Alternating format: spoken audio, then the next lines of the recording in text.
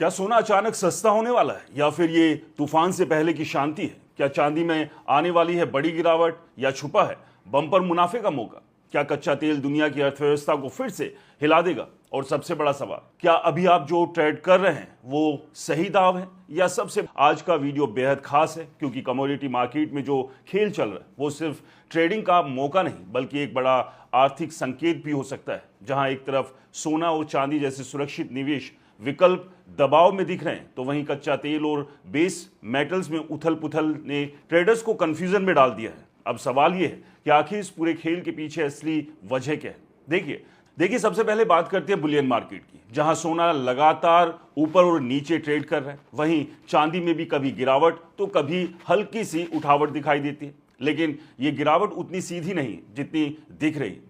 इसके पीछे छुपा एक बड़ा जियोपॉलिटिकल गेम, जहां मिडल ईस्ट में भारी तनाव ने पूरी दुनिया की आर्थिक दिशा को अनिश्चित बना दिया है। सीज फायर 2 हफ्तों के लिए किया गया था, लेकिन अब मध्यस्थता के दौरान कोई खास नतीजे निकले नहीं है, जिससे मार्केट को कोई क्लियर दिशा नहीं मिल रही। यही कारण है कि सोने और चांदी एक रेंज में फंसे हुए हैं, जहां नीचे मजबूत सपोर्ट है और ऊपर भारी रेजिस्टेंस, यानी ना पूरी तरह गिर रहे हैं और ना ही तेजी पकड़ रहे हैं।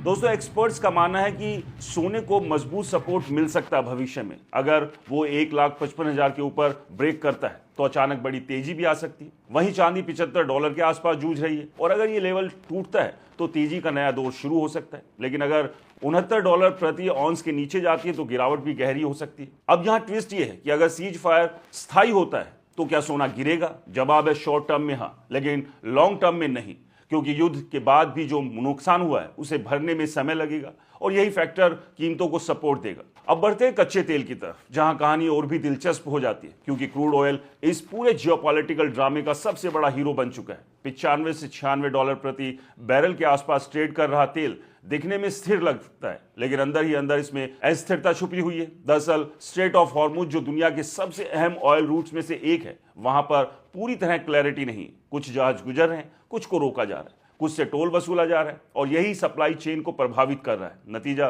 तेल की कीमतों को सपोर्ट मिल रहा है।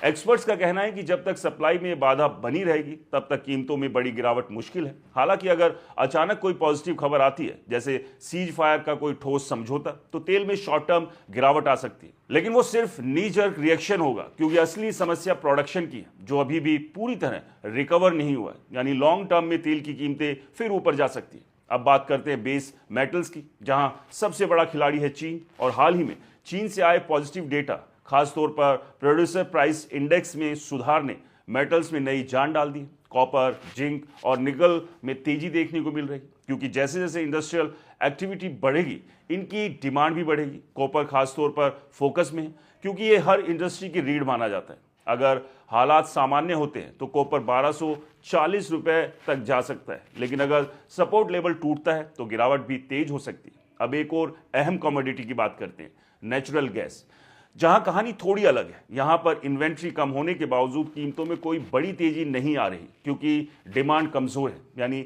सप्लाई कम होने के बावजूद अगर डिमांड नहीं है तो कीमत नहीं बढ़ेगी। यही कारण है कि एक्सपर्ट्स अभी भी इसमें सेल ऑन राइज की सलाह दे रहे हैं। अब सवाल यह उठता है कि आखिर इस पूरे कमोडिटी मार्केट में इतना कंफ्यूजन क्यों है?